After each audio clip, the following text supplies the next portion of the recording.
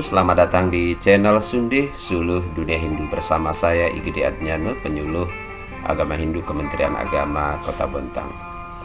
Dalam kesempatan ini kita akan membahas sejarah evolusi agama Hindu khususnya di lembah Sungai Sindu yang akan kita kaitkan atau kita hubungkan dengan peradaban agama Hindu di Indonesia, yang mana sejarah evolusi agama Hindu ini sangat penting untuk dipelajari karena berkaitan erat dengan kehinduan yang ada di Indonesia. Adapun sumber yang digunakan sebagai rujukan adalah buku karya Profesor Dr. Litt Dr. I Gusti Putu Palgunadi MA yang berjudul Sekilas Sejarah Evolusi Agama Hindu, yang mana beliau selama 28 tahun menetap di India dan satu-satunya putra Indonesia yang memperoleh gelar bintang emas Gopaldas Memorial Gold Medal dalam bidang penelitian tahun 2001 dari pemerintah India. Jadi buku ini sangat relevan dijadikan rujukan di dalam menggali pengetahuan tentang sejarah evolusi Hindu, yang mana kita akan awali dengan peradaban lembah Sungai Sindu. Sejarah evolusi Hindu di India menurut buku yang disusun oleh Prof. Palgunadi setidaknya terdiri atas 9 babak atau 9 zaman.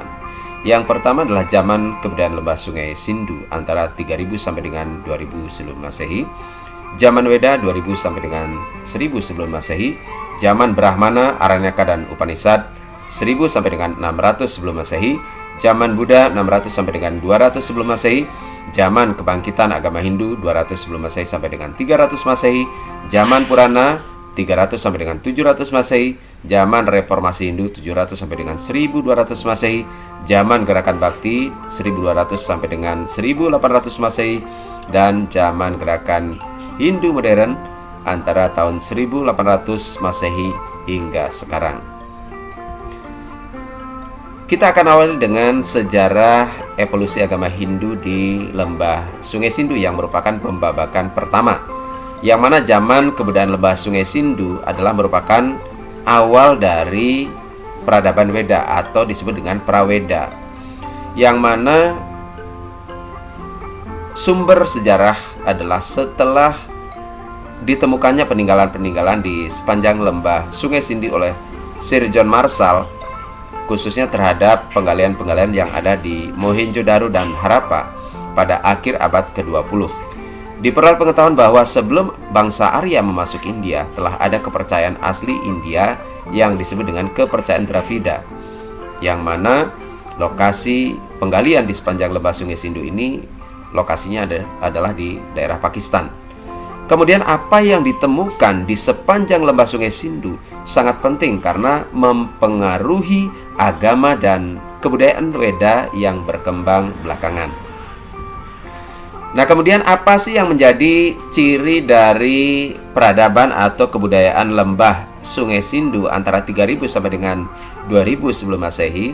Yang pertama adalah adanya pemujaan kepada Dewi Ibu atau disebut dengan Mother Goddess, ditemukan dalam materai, amulet, tembikar di sepanjang lembah Sungai Sindu yang cukup banyak, yang mana pemujaan kepada Dewi Ibu ini diyakini sebagai sumber dari semua ciptaan. Dewi Ibu juga sebagai Dewi Kesuburan, sebagai penguasa tumbuhan, penguasa dan pemberi kekuatan magis.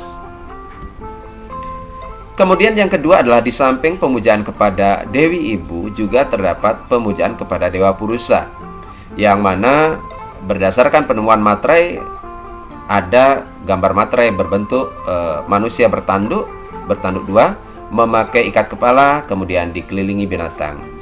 Posisi bermeditasi yang diyakini sebagai prototipe Siwa atau Siwa Yogeswara ini juga dikelilingi oleh binatang yang merupakan prototipe Siwa Pasupati.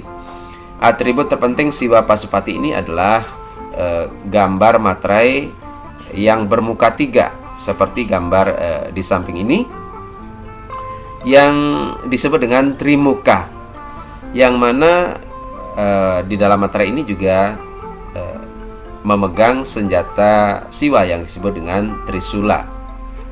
Inilah merupakan cikal bakal dari pemujaan Siwa yang ada di masa Praweda. Kemudian yang ketiga adalah berupa pemujaan lingga yang dikatakan sebagai bibit pemujaan siwa. Jadi bibit pemujaan siwa ini nampaknya sudah ada di zaman peradaban lembah Sungai Sindu, di mana pemujaan lingga merupakan penemuan penting dari peradaban Sindu. Pemujaan ini lebih primitif dari pengarcaan, adapun buktinya berupa penemuan batu berbentuk palus atau alat kelamin laki-laki, kemudian berbentuk kerucut dan silinder, yang mana wujud ini banyak dipuja oleh umat Hindu sampai sekarang. Menurut Mahajan, inilah yang merupakan bibit-bibit pemujaan siwa. Nah, jadi kalau kita cermati dengan peradaban yang ada di Indonesia, khususnya di Kutai, Kalimantan Timur pada abad keempat, cikal bakal bibit-bibit pemujaan siwa itu sudah ada sejak 3000 sampai dengan 2000 sebelum Masehi. Jadi sudah merupakan ada sejak sangat-sangat tua sekali. Kemudian ciri yang keempat adalah adanya pemujaan pohon dan binatang, di mana kepercayaan serupa dengan animisme ditandai dengan bukti gambar pemujaan pohon, batu, dan binatang sebagai tempat dari roh halus baik yang jahat maupun yang baik. Dalam materai ditemukan adanya gambar pohon pipal, beringin, dan akasia. Jadi gambar binatang juga ditemukan adanya ular, lembu, harimau, kerbau, dan badak, gajah, serta binatang aneh yang bertanduk satu seperti yang ada di dalam gambar ini. Nah, kemudian gambar yang di atas ini adalah gambar pohon pipal. Jadi pohon pipal ini adalah pohon bodi. Jadi sudah dikenal sejak peradaban lembah Sungai Sindu. Ciri yang kelima adalah adanya pemujaan patung atau arca, di mana penggunaan patung tidak dikenal dalam agama Weda, namun dalam kebudayaan Drapida ditemukan bukti adanya penggunaan patung atau arca, yaitu patung yang menyerupai seorang yogi yang diyakini sebagai prototipe Siwa Yogeswara. Nah, yang berikutnya ini adalah upacara kurban. Dalam sebuah materai ditemukan seorang yang memegang sabit, di depannya duduk seorang perempuan dalam sikap menyembah. Ini diperkirakan merupakan persembahan manusia untuk meminta kesuburan. Jadi ini salah satu persembahan yang sangat-sangat tua dari peradaban Praweda. Kemudian ciri yang keenam adalah ditemukannya bukti sejarah dari sebuah materai di Mohenjo-daro yang melukiskan yang pertama seorang pemuja dengan sikap menyembah, yang kedua di sebelah pemuja tersebut ada seekor binatang, kemudian seorang laki-laki memegang sabit, dan di bawah gambar tersebut terdapat 7 perempuan berderet. Lukisan binatang dan orang yang memegang sabit ini diperkirakan sebagai bukti adanya korban binatang. Jadi saudara Mas Dharma, bahwa penggunaan binatang sebagai korban itu nampaknya memang sudah ada di zaman Praweda atau 3000 sampai dengan 2000 sebelum Masehi. Kemudian apa yang dapat kita tarik dari keterangan-keterangan para peneliti yang telah dipaparkan di atas?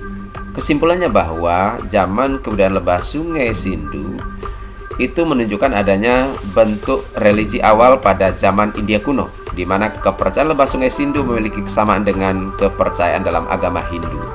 Dengan demikian dapat disimpulkan bahwa prototipe pemujaan kepada Siwa dan Sakti, lingga, pohon, binatang, upacara korban, dan upacara persembahan lainnya sudah lama dipraktikkan oleh masyarakat di lembah Sungai Sindu jauh sebelum kedatangan bangsa Arya ke India. Jadi semakin jelas bahwa perkembangan agama dan kebudayaan Hindu sekarang ini bukanlah semata-mata warisan dari peradaban bangsa Arya atau agama Weda atau Vedic religion semata, akan tetapi merupakan perpaduan dari berbagai kebudayaan, dan sumbangan peradaban lembah Sungai Sindu harus diakui sebagai faktor yang sangat penting. Jadi kalau kita kaitkan dengan yang ada di Kutai, Kalimantan Timur, jelas sekali bahwa adanya penyerapan terhadap kebudayaan lokal sangat mungkin. Karena apa? Karena sebagai ciri dari peradaban Weda itu adalah bagaimana Weda itu dapat menyesuaikan dan menyerap kebudayaan-kebudayaan yang ada di sekitarnya. Sehingga jika kita simpulkan adanya pengaruh peradaban Sindu pada agama Weda sebagai berikut, di mana zaman Praweda atau lembah Sungai Sindu yang diawali dari 3000 sampai dengan 2000 sebelum Masehi terdapat pemujaan siwa, sakti, lingga, pohon, binatang, upacara kurban, dan upacara persembahan lainnya, ini akan mempengaruhi periode berikutnya, yaitu periode Weda antara 2000 sampai dengan 1000 sebelum Masehi. Demikian pembabakan yang pertama, peradaban lembah Sungai Sindu sekilas dari buku Sejarah Evolusi Agama Hindu karya Profesor Dr. Litt. Dr. Igusti Putupal Gunadi. Om Santi Santi Santi Om. Sampai jumpa di video-video berikutnya.